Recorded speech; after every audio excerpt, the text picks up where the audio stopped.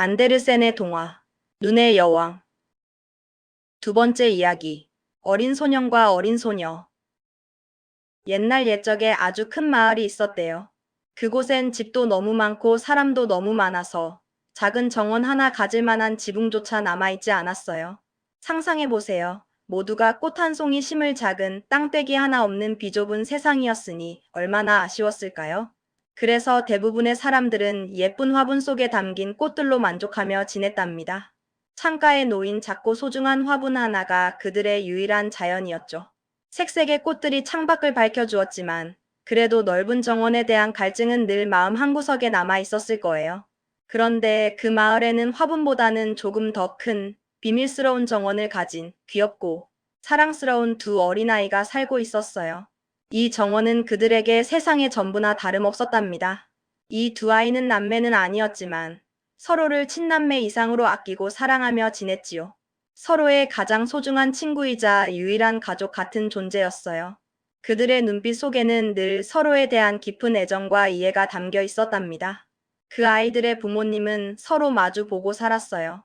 그들은 다락방, 바로 하늘과 가장 가까운 곳에 살았는데 두 집의 지붕이 서로 맞닿는 그 특별한 공간, 그리고 그 끝을 따라 빗물이 흘러내리는 홈통이 지나가는 곳에 각자의 집마다 작은 창문이 하나씩 나 있었답니다. 이 창문은 단순히 외부를 내다보는 창이 아니라 두 아이의 마음을 잇는 통로이기도 했어요. 그러니 홈통만 살짝 건너면 한쪽 창문에서 다른 쪽 창문으로 바로 건너갈 수 있는 그런 신기하고 특별한 곳이었죠. 아이들은 이곳을 마치 자신들만의 비밀 요새처럼 여겼을 거예요. 이 독특한 구조는 두 아이에게는 상상력을 자극하는 놀이터이자 서로에게 쉽게 다가갈 수 있는 다리 역할을 해주었답니다. 아이들의 부모님은 그곳에 커다란 나무 상자를 두었어요. 넉넉하고 튼튼하게 만들어진 나무 상자였죠. 부엌에서 쓸 싱싱한 채소들을 정성껏 심었고요. 그 옆으로는 작은 장미나무들도 함께 심었답니다. 식물들은 햇빛을 받으며 무럭무럭 자라났고 그 공간은 점점 더 생기로 가득 차게 되었어요. 상자마다 탐스러운 장미 한 그루가 예쁘게 자랐는데 어찌나 잘 자라는지 몰라요. 붉고 흰 꽃잎들이 햇살 아래 반짝이며 향긋한 내음을 풍겼죠. 그들은 이제 그 상자들을 홈통 너머로 서로 마주보게 조심스럽게 놓았더니 거의 한쪽 창문에서 다른 쪽 창문까지 길게 이어지게 되었어요. 마치 두 개의 집을 꽃으로 만든 다리로 연결한 것처럼 보였답니다. 마치 꽃으로 이루어진 두 개의 예쁜 벽처럼 보였죠. 붉은 장미와 흰 장미가 어우러져 환상적인 색채를 이루었고 그 사이를 지나갈 때마다 향긋한 장미 향기가 코끝을 간지럽혔을 거예요. 완두콩 덩굴은 상자 가장자리에서 아래로 길게 늘어뜨려져 초록색 커튼을 들이운 듯 했고요.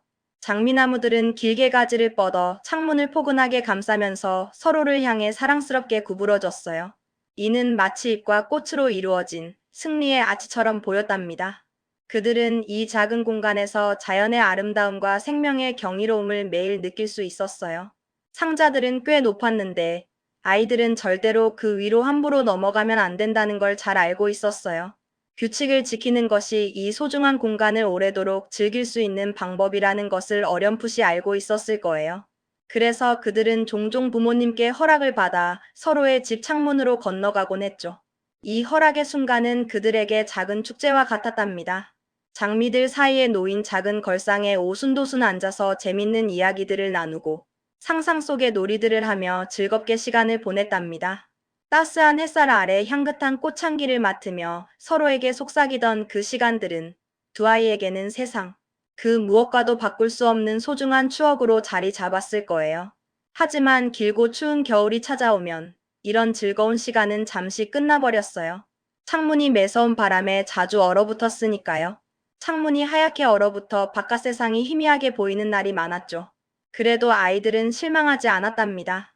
그럴 때면 아이들은 따뜻한 난로 위에서 반짝이는 구리 동전을 달구어서 얼어붙은 창문 유리에 살며시 아주 조심스럽게 되었답니다. 동전의 온기가 차가운 유리를 녹이면서 희망의 흔적을 남겼어요. 그러면 동그랗게 열린 멋진 구멍이 생겼고요. 그 구멍 속에서 다정하고 호기심 가득한 두 눈이 바깥 세상을 내다보았어요. 그 눈동자의 주인은 바로 작은 소년과 작은 소녀였죠. 그들의 얼굴에는 추위에도 아랑곳하지 않는 순수한 호기심과 설렘이 가득했답니다. 소년의 이름은 용감한 카이, 소녀의 이름은 다정한 게르다였어요. 여름에는 한 번에 톡 하고 쉽게 건너뛸 수 있었지만 겨울에는 차가운 눈길을 지나 길고 긴 계단을 내려갔다가 다시 올라가야 하는 수고를 해야 했답니다. 그들의 작은 발자국이 눈 위에 선명하게 남곤 했죠. 밖에는 매서운 눈보라가 휘몰아치고 있었죠. 창문 밖 세상은 하얀 눈으로 뒤덮여 아름다우면서도 동시에 거친 자연의 위력을 보여주었답니다. 바람 소리는 마치 멀리서 들려오는 늑대의 울음소리 같았어요. 하얀 벌들이 떼를 지어 날아다니는구나. 카이의 할머니가 따뜻하고 정감 어린 목소리로 말씀하셨어요. 할머니의 목소리는 겨울밤의 찬 공기를 녹여주는 듯 따뜻했죠. 하얀 벌들도 여왕을 뽑아요? 소년이 호기심 가득한 눈으로 할머니를 올려다보며 물었어요.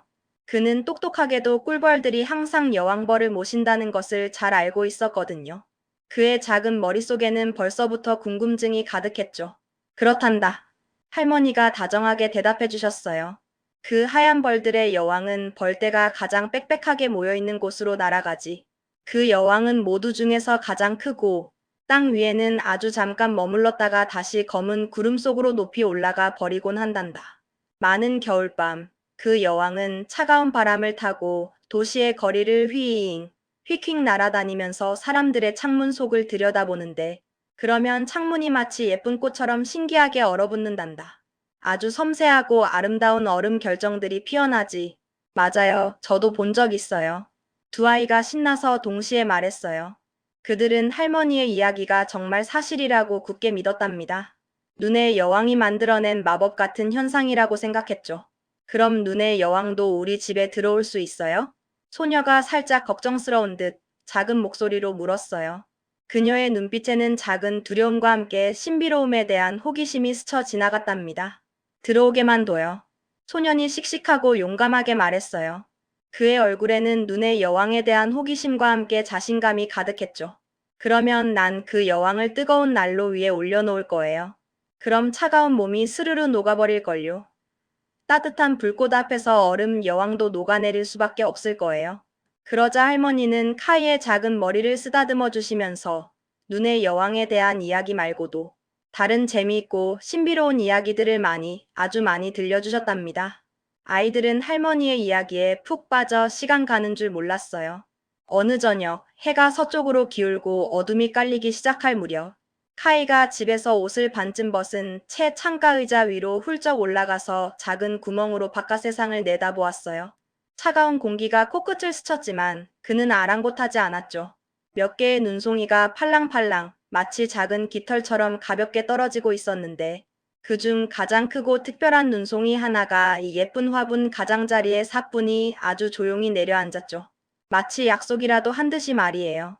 그 눈송이는 점점 커지더니 마침내 눈부시게 아름다운 젊은 여인의 모습으로 변했어요. 그녀의 자태는 너무나 우아하고 신비로웠답니다. 그녀는 수많은 별 모양의 눈송이로 만들어진 세상에서 가장 고운 하얀 거즈 옷을 입고 있었어요. 옷자락은 바람에 살랑거렸고 마치 은하수를 두른 듯 반짝였죠. 그녀는 너무나 아름답고 섬세했지만 온몸이 차가운 얼음으로 되어 있었어요. 손끝에서 발끝까지 차가운 얼음의 아름다움 그 자체였죠. 눈부시고 반짝이는 얼음이었지만 그녀는 살아있는 듯 보였어요. 그 차가운 아름다움 속에 생생한 기운이 감돌았답니다. 그녀의 눈은 밤하늘의 별 두 개처럼 반짝였지만 그 속에는 따뜻한 평온함도 편안한 안식도 찾아볼 수 없었답니다. 오직 차가운 빛만이 가득했죠. 그녀는 창문을 향해 고개를 살짝 끄덕이면서 손짓했어요. 그 손짓은 마치 카이를 유혹하는 듯 혹은 초대하는 듯 했죠.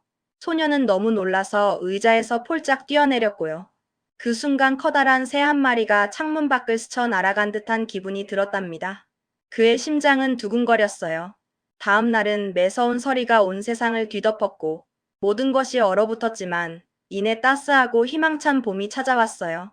얼었던 대지가 녹고 새로운 생명이 움트는 시기였죠. 태양이 다시 환하게 빛나고 나무에는 푸른 잎들이 돋아났으며 멀리서 돌아온 제비들이 자기 둥지를 예쁘게 틀었답니다. 자연은 다시 생기로 가득 차올랐어요. 창문은 다시 활짝 열렸고 시원한 봄바람이 방 안 가득 불어왔어요. 두 어린아이는 집 꼭대기에 그 예쁜 정원에 다시 앉아서 즐거운 시간을 보낼 수 있었답니다. 겨울 동안 닫혀있던 그들의 놀이터가 다시 열린 것이었죠. 그해 여름 장미들은 그 어느 때보다도 아름답게 활짝 피어났어요. 붉고 흰 꽃잎들이 햇살 아래 눈부시게 반짝였고 달콤한 향기는 온 정원을 가득 채웠답니다. 작은 소녀는 장미에 관한 내용이 들어있는 찬송가를 배웠고요. 그 아름다운 가사를 마음에 새겼어요. 그녀는 자기 장미들을 떠올리면서 그 구절을 소년에게 예쁘고 청아한 목소리로 불러주었어요. 소년도 그녀의 노랫소리에 맞춰 함께 즐겁게 노래했죠. 그들의 노랫소리는 장미 향기처럼 공중에 퍼져나갔답니다. 골짜기의 장미는 향기롭게 피어나고 그곳에 천사들이 내려와 아이들을 맞이하네. 두 아이는 서로의 손을 꼭 잡고 활짝 핀 장미에 사랑스럽게 입을 맞추었으며 맑은 햇빛이 쏟아지는 하늘을 올려다보며 정말로 천사들을 보는 듯 순수하고 아름다운 이야기들을 나누었어요. 얼마나 아름다운 여름날들이었는지 몰라요. 싱그러운 장미, 덤불 곁에서 맑은 공기를 마시며 뛰놀던 그날들이 얼마나 즐거웠던가요. 매일매일이 선물 같았답니다. 카이와 게르다는 햇살 좋은 오후에 함께 앉아 짐승과 새들로 가득한 그림책을 유심히 보았어요. 알록달록한 그림 속 동물들을 보며 즐거운 상상의 나래를 펼치고 있었죠. 바로 그때 교회 종탑의 시계가 5시를 땡땡 하고 우렁차게 울릴 때였죠. 그 순간 카이가 갑자기 소리쳤어요. 아, 가슴이 따끔하게 아파. 마치 날카로운 바늘로 찌르는 것 같아. 그리고 뭐가 눈에 들어간 것 같아. 눈이 너무 아파. 소녀는 깜짝 놀라 그의 목을 꼭 끌어안았어요. 걱정스러운 얼굴로 그의 눈을 들여다보았죠. 그가 눈을 깜빡였지만 아무것도 보이지 않았답니다. 그녀의 마음은 불안으로 가득 찼어요. 이제 빠졌나 봐. 그가 아무렇지도 않은 듯 애써 말했어요. 그러나 그렇지 않았어요. 그것은 바로 눈의 여왕이 만들어낸 그 마법의 거울 조각 중 하나가 그의 눈에 들어간 것이었죠. 그 조각은 그의 눈을 통해 그의 마음을 조금씩 변화시키기 시작했어요. 그리고 불쌍한 카이는 또 다른 차가운 조각을 그의 여린 심장에 박았어요. 곧 그의 심장은 얼음처럼 차갑게 감정 없는 돌덩이처럼 변해버릴 거예요. 더 이상 뜨거운 사랑도 따뜻한 연민도 느끼지 못하게 되겠죠. 그 조각이 박힌 후 그는 더 이상 아프지는 않았지만 그 차가운 조각은 그의 심장 속에 그대로 박혀 있었답니다. 그의 내면은 서서히 얼어붙어 가고 있었죠. 이전과는 전혀 다른 차갑고 냉소적인 시선으로 세상을 바라보게 되었어요. 왜 울고 있어? 그가 차갑고 무뚝뚝하게 물었어요. 그의 목소리에는 이전의 다정함이 사라져 있었죠. 너 정말 보기 흉하네. 난 아무렇지도 않아. 왜 그렇게 호들갑이야? 아, 그가 즉시 이어서 퉁명스럽게 말했어요. 저 장미는 썩었어. 보기만 해도 역겹네. 그리고 봐. 이건 완전히 비뚤어졌잖아. 뭐야, 이 못생긴 모양새는? 결국 이 장미들은 정말 못생겼어. 심어진 상자처럼 말이야. 아무짝에도 쓸모없어. 그러고는 그는 화가 난 듯 발로 상자를 세게 걷어차더니 예쁜 장미 2송이를 거칠게 뽑아버렸어요. 장미들은 힘없이 꺾여 그의 손에 들려 있었죠. 뭘 하는 거야? 소녀가 깜짝 놀라 비명처럼 소리쳤어요. 그녀의 눈에는 눈물이 가득 고였죠. 카이는 그녀가 놀란 것을 보고는 더 심술궂게 웃으며 또 다른 장미를 쏙 뽑더니 창문 안으로 휙 들어가 사랑스러운 게르다에게서 휙 달아나 버렸답니다. 그의 뒷모습은 차갑고 낯설었죠. 그 후 게르다가 그림책을 가져오면 그는 그게 뭐야? 저 흉측한 짐승들은? 다 쓸데없어. 하고 퉁명스럽게 말했어요. 그의 관심은 오직 차갑고 이성적인 것에만 쏠려 있었답니다. 할머니가 재미있는 이야기들을 해주시면 그는 항상 중간에 끼어들어 말을 끊었고요. 심지어 할머니의 뒤로 가서 안경을 써보고 할머니 말투를 우스꽝스럽게 흉내내며 놀리기도 했답니다. 그는 이전에 순수하고 다정한 카이가 아니었어요. 그는 사람들의 행동을 그대로 똑같이 따라했고 모두 그를 보고 깔깔 웃었어요. 그의 흉내내는 솜씨는 제법 그럴듯해서 사람들은 그를 천재라고 생각할 정도였죠. 그는 곧 거리의 모든 사람들의 걸음걸이와 습관을 놀랍도록 똑같이 흉내낼 수 있게 되었답니다. 그를 모르는 사람들은 그의 재능에 감탄했어요. 사람들에게서 뭔가 괴상하거나 불쾌한 점이 있다면 카이는 그것을 완벽하게 흉내냈어요. 그의 눈에는 타인의 결점만이 보였고 그것을 비웃는 것이 그의 유일한 즐거움이 되었죠. 그러자 사람들은 저 아이는 정말 똑똑하군. 대단해. 하고 칭찬했지만 그것은 불행하게도 그의 눈 속에 박힌 거울 조각 때문이었답니다. 그 조각이 그의 시선을 왜곡시켜 세상의 아름다움 대신 추함만을 보게 한 것이었죠. 그의 심장 속에 박혀있던 그 차가운 조각이 그로 하여금 심지어 자신에게 모든 사랑과 정성을 쏟던 작은 게르다까지 잔인하게 괴롭히게 만든 것이었어요. 그는 더 이상 게르다의 따뜻한 마음을 이해하지 못했답니다. 그의 마음은 얼음처럼 차가워졌으니까요. 이제 그의 놀이는 전과는 완전히 달랐어요. 이전에 천진난만한 놀이가 아니라 너무나 똑똑하고 계산적이며 때로는 잔인하기까지 한 놀이였죠. 그의 눈빛에는 차가운 이성이 번뜩였어요. 어느 추운 겨울날 눈송이들이 팔랑팔랑 마치 하늘에서 흩날리는 작은 별처럼 떨어질 때 그는 파란 외투 자락을 활짝 펴서 떨어지는 눈을 받았어요. 그의 얼굴에는 차가운 호기심이 가득했죠. 이 유리로 봐, 게르다. 그가 차가운 목소리로 말했어요. 그러자 신기하게도 눈송이 하나하나가 커지면서 마치 멋진 꽃이나 아름다운 별처럼 보였어요. 각각의 눈송이는 정교한 예술작품 같았답니다. 정말 멋졌죠. 그의 눈에는 그 차가운 아름다움만이 완벽해 보였어요. 와, 얼마나 정교해. 인간이 만든 어떤 것보다도 섬세하고 완벽하지? 카이가 신나서 말했어요. 그의 목소리에는 차가운 감탄이 섞여 있었죠. 진짜 꽃보다 훨씬 흥미롭잖아. 살아있는 꽃은 시들고 변하지만 이 눈 결정은 완벽해. 흠잡을 데가 없어. 녹지만 않는다면 말이야. 영원히 이대로 존재한다면 얼마나 좋을까? 그로부터 오래지 않아 어느 추운 겨울 아침 카이는 커다란 장갑을 끼고 작은 썰매를 들고 오더니 게르다의 귀에 대고 속삭였어요. 그의 눈빛에는 들뜬 기대감이 서려 있었죠. 나도 광장에 가서 다른 애들이랑 신나게 놀아도 된대. 엄마가 허락해 주셨어. 그리고는 순식간에 쏜살같이 달려나가 버렸답니다. 게르다는 그의 뒷모습을 보며 마음속으로 걱정했죠. 카이가 이전과는 너무나 달라져 있었으니까요. 시장 광장에서는 용감한 소년들이 지나가는 마차의 썰매를 재빨리 매달아 끌려다니며 신나게 놀고 있었어요. 하얀 눈밭 위에서 썰매가 미끄러지듯 달리는 모습은 정말 즐거워 보였답니다. 그건 정말 멋진 놀이였죠. 소년들은 한바구음을 지으며 겨울의 즐거움을 만끽하고 있었어요. 그들이 한창 즐겁게 놀고 있을 때 커다란 썰매 하나가 쓱 하고 조용히 지나갔어요. 그 모습은 마치 하얀 구름 한 조각이 지나가는 듯 신비로웠죠. 그 썰매는 완전히 하얗게 칠해져 있었고 그 안에는 거칠고 풍성한 흰 모피 망토를 두르고 흰 털모자를 쓴 사람이 타고 있었답니다. 그 모습은 차가우면서도 위험이 넘쳤어요. 썰매는 광장을 2번 돌았고요. 카이는 한치의 망설임도 없이 가능한 한 빨리 자기 썰매를 그 뒤에 꼭 아주 단단하게 묶었어요. 그의 눈빛에는 호기심과 모험심이 가득했답니다. 그리고 그들은 함께 신나게 달리기 시작했죠. 차가운 바람을 가르며 하얀 눈 위를 빠르게 질주했어요. 그 순간 카이는 세상 모든 것을 잊은 듯 했답니다. 그들은 점점 더 빠르게 마치 바람처럼 달렸고 그 썰매를 모는 사람은 카이를 향해 돌아서더니 마치 오랜 친구를 만난 듯 다정하게 고개를 끄덕였어요. 그 미소는 차가웠지만 카이에게는 매력적으로 느껴졌죠. 카이가 썰매 끈을 풀려 할 때마다 그 사람은 그에게 다시 차갑지만 매혹적인 미소를 지으며 고개를 끄덕였고 그래서 카이는 얌전히 앉아 있을 수밖에 없었답니다. 그는 알 수 없는 힘에 이끌리는 듯했어요.